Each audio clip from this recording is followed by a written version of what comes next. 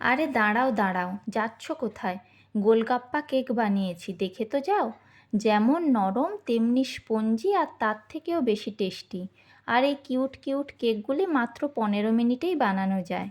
প্রথমেই মিক্সিং জারে 1 কাপ ময়দা, 1/2 কাপ সুজি, 1/2 কাপ চিনি, 1 কাপ ঠান্ডা লিকুইড দুধ, 2টো এলাচ, বড় চামচের 1 চামচ তেল ও 1 চিমটে লবণ নিয়ে ভালো করে পেস্ট করে নেব। এরপর 1 চামচ বেকিং পাউডার ও 1/2 চামচ বেকিং সোডা নিয়ে আর একবার মিক্সিতে ঘুরিয়ে নিচ্ছি।